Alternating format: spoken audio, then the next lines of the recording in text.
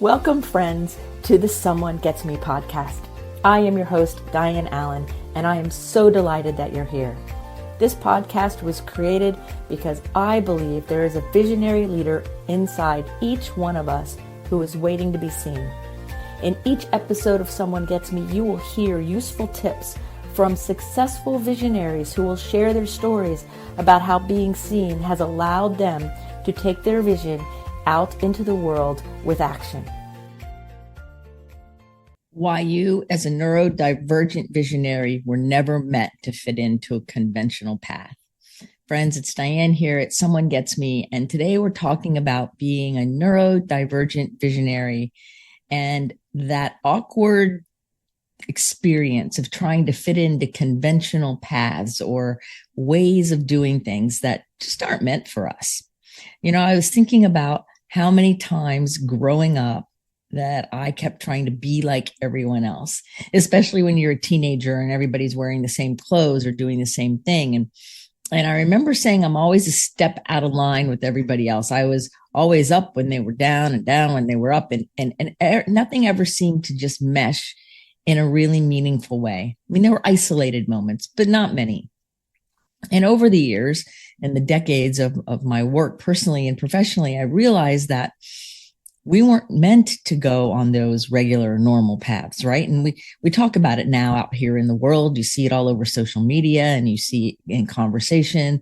You know, I mentioned the word ADHD, or I say neurodivergence, or I'm twice exceptional. People know what that means now. When I was younger, there was not a whole lot of vocabulary and certainly not as much awareness. And so it was, you're really weird. You're an alien. You're an anomaly. I've been called an anomaly so many times. It's unbelievable. And earlier in my life, I took that as an insult. And then I didn't know how to take it. And now I see it as a compliment as I've grown in my evolution. But as a visionary and somebody who's neurodivergent, you're not meant to follow the regular path. That was never in the cards for you. And so all of your suffering and struggle and difficulty and dysphoria all come from trying to fit into a model and a way of being that isn't yours to start with. Now, we're taught that it is, and we're taught we should figure it out and we should be able to do it.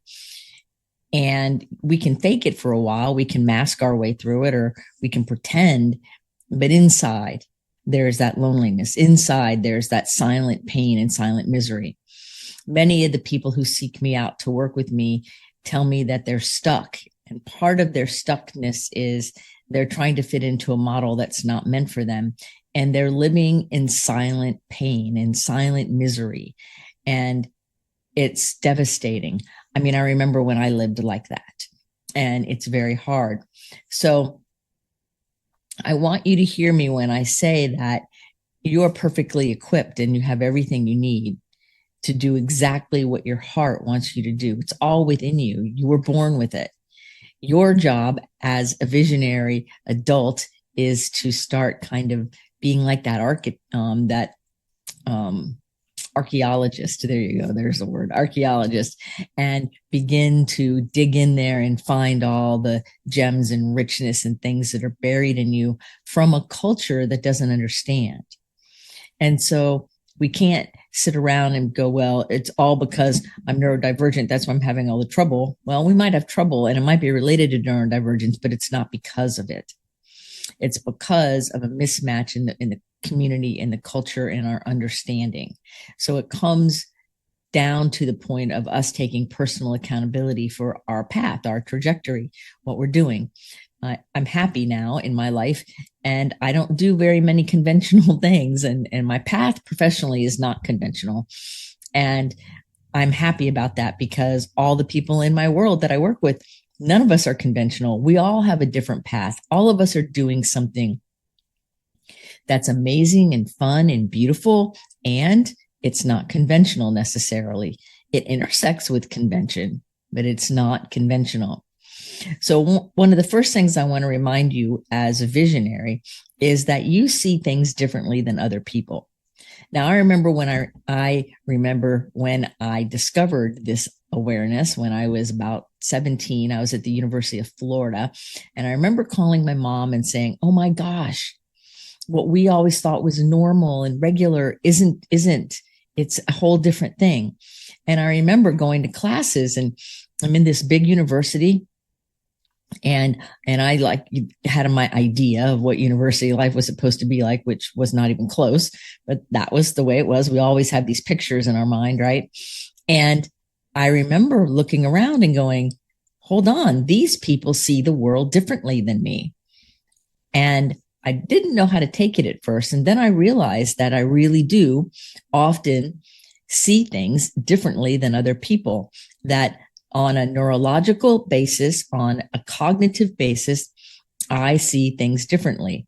And I'm not imagining it. It really is different. And when you see things differently and you put data points together, or you can have an understanding of something that nobody around you can see, it doesn't mean you're making it up or you're wrong. It means you can see something other people are unable to see. Now, sometimes they're just not aware enough, and sometimes they're just not able. All of us have come to earth here, and we have our gifts and our abilities and our talents. Our job is to enhance them and use them for the greater good.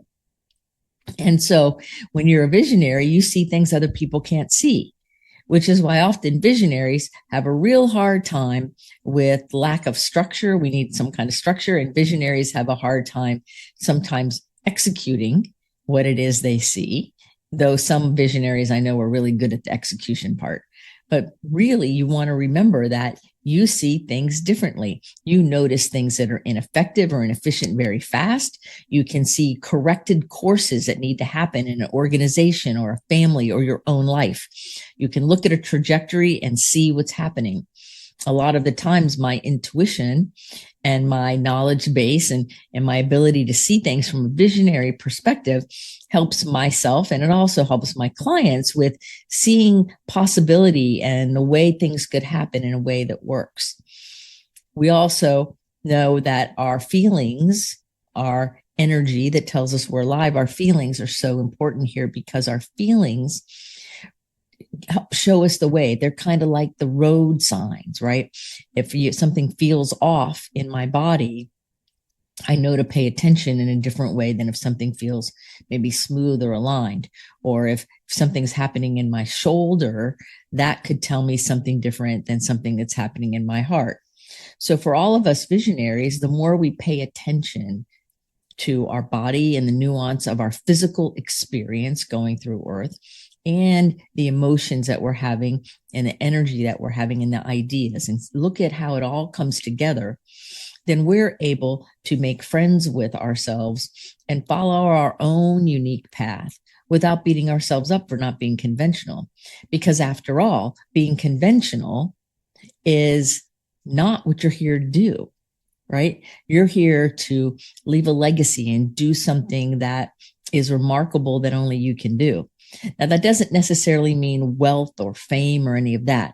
It means that when we're aligned and we follow our heart's desire and we follow that inner guidance that tells us, work in this area, do this thing, and it usually is something that we're passionate about. When we follow that, then we are bringing our ultimate gift to the world. I have this vision in a meditation a lot of times where we as neurodivergent visionaries have these beautiful, like, jeweled boxes, that I see carved boxes in our hands, and we're humbly offering to the world, to ourselves, our family, the world, to the world at large, the beauty and the gift within it. And that beauty and gift is our presence, our ability, our understanding, our sensitivity, our level of compassion. Those things are in that box that you are here to bring into the world. And so it's a mighty experience. And sometimes it's confusing because we live in a world that wants us to be like machines, but visionaries are meant to live in their own rhythm. The second point I want to make in this conversation is that when you mask and you pretend like you're somebody who's fitting into the conventional path, or you pretend, but mostly when you're masking, you get exhausted. You end up with decision fatigue at the end of the day. You end up with delayed leadership problems. You end up with not being able to do things that the way you want to because you're doubting yourself or you have fear of success. There's all this sticky, gooky energy that follows you around when you're pretending to be something or someone you're not to try to fit in.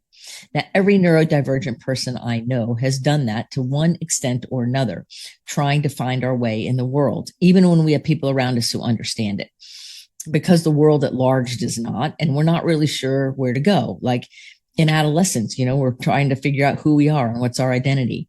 When we're 3, we're figuring out what's mine and what's yours.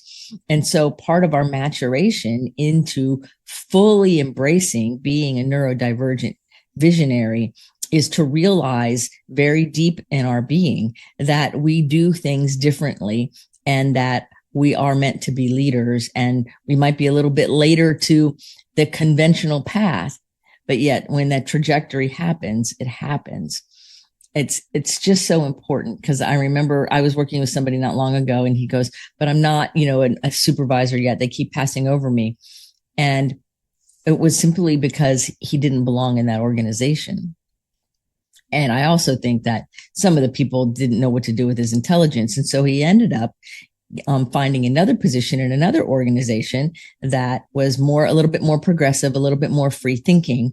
And they were able to see the unbelievable talent this person had to putting things together and ideas and creating new products, and that they really embraced that in him. And he could see that it is something of value. And now he's very happy. And now he's a supervisor and a leader, and he's doing things within that organization that are very meaningful to him.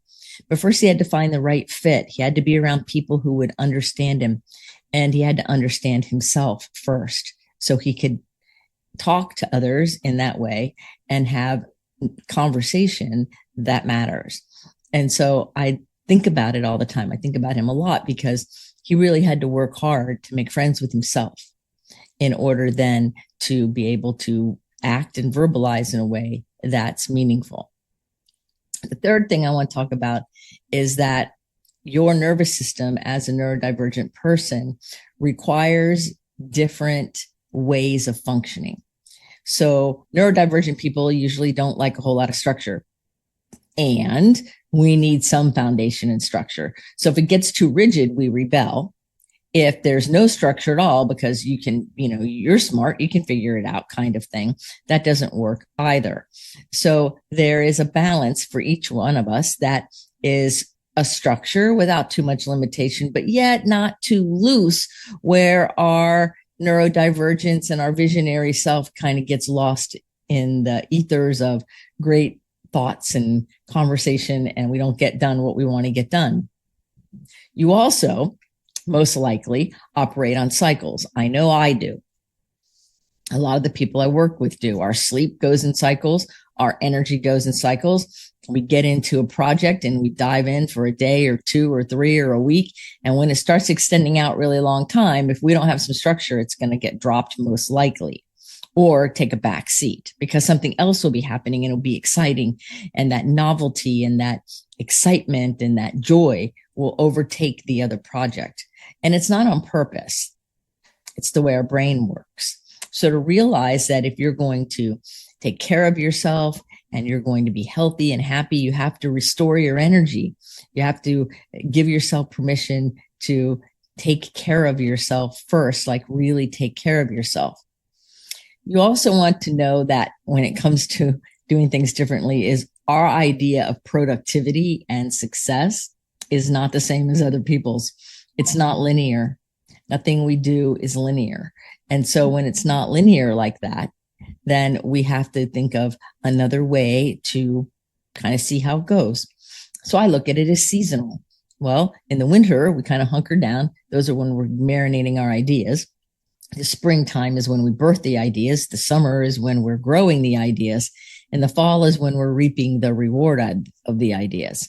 And that might follow the actual seasons you're living in, but it may not. It may be a seasonal, like cyclical way of seeing that we're human beings, not human doings. And so we want to live in a cycle and make friends with the cycles.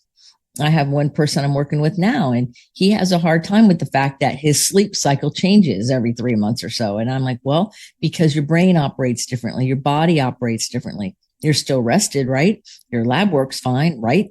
There's nothing off, but yet you don't follow the typical, you have to go to bed at 10 and get up at 6 routine. That's not how his system works. So once he started making friends with the system and he quit judging it and comparing it to others, he started realizing that it really was working for him. I have a similar cycle when it comes to my creativity. I get up in the morning early before a lot of people around me are awake, and I get a lot of things done, and I'm real creative first thing in the morning, usually around 4 or 5, early in the morning. And then I'm okay during the mid morning, and then like mid afternoon, siesta time around 2 or 3, I can do things and I get a lot done, but that's not my creative zone of genius.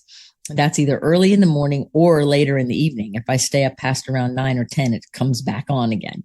But in the middle of the day, especially that afternoon time, it's not my most creative time. I can do creative things, but it's not where I'm in my zone.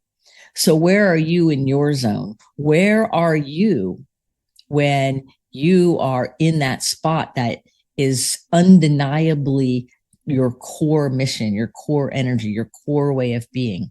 Because you, as a neurodivergent visionary, are not meant to do the regular routine thing. So when you compare yourself to that, you're comparing apples to oranges. You're not the same. I know somebody told me one time that, oh, because you think you're not the same, which I know I'm not, that it means that we all think we're special or that we're better than. And that's the farthest thing from the truth. It's actually harder to live this way because we're in the minority. It's actually more difficult to put yourself in a position where you don't belong necessarily and you have to find belonging. So as a neurodivergent visionary, I'm here to support you. I'm here to cheer you on. I believe in you. And I know that for all of us that operate a little differently, that it can be lonely sometimes, it can be challenging. And at the same time, we are meant to bring that part of us, that diverse part of us, that unique part of us. We're meant to bring it into the light. We are meant to show up at who we are in our own sovereignty. We are. And so I want to encourage you to do that. And so when you're comparing yourself to the conventional way of doing things, the regular, the normal way, which I tell everybody normal is a setting on my dryer. I don't even know what that means, really. What are you going to do? How are you going to bring it forward? That's why this podcast exists called Someone Gets Me, because I understand and I've lived it and I've heard it and I know how to handle it, right? But it's because when you finally feel heard and you finally have a sense of belonging and you finally understand that those things you're hiding within you, that silent pain or those quirks you have, you never tell anyone about, that they're okay and you're okay. There's nothing wrong with you. When you realize that people do get you and that first you have to get yourself, right? Then the world changes because you can relax now because you're safe. So I want to encourage you to make sure that you reach out and connect with people that you feel safe with. Allow yourself to feel a sense of belonging, understanding that you're not meant to be the conventional, normal, typical way. You're meant to be your unique, really cool, amazing self. So as always, you can do a get to know you call with me if you're curious about any of these topics or anything and you want to talk to me. 30 minutes, you can talk to me about whatever you want to. And that would be my joy to do that with you. You can also check out any of my books or anything like that. But most importantly, I want you to be inspired. I want you to be inspired to be who you're meant to be, to understand that if you look at your life and it doesn't follow that typical way we're all trained, that's a good thing. It's not because there's something defective. It is because you have great value. Until the next episode of Someone Gets Me, remember to keep your face to the sun so the shadows fall behind you because you're a rock star. You're here on purpose with a mighty purpose. So go out there and let your light shine. Check out who you really are from the inside out and put that smile on your face. Until the next episode of Someone Gets Me, this is Dianne saying, be well. Thank you for listening. I trust you gained some valuable inspiration and information. Please join me and other visionaries in the Someone Gets Me Facebook group. Or for more information on my services and additional episodes, visit someonegetsme.com. Again, thanks for listening.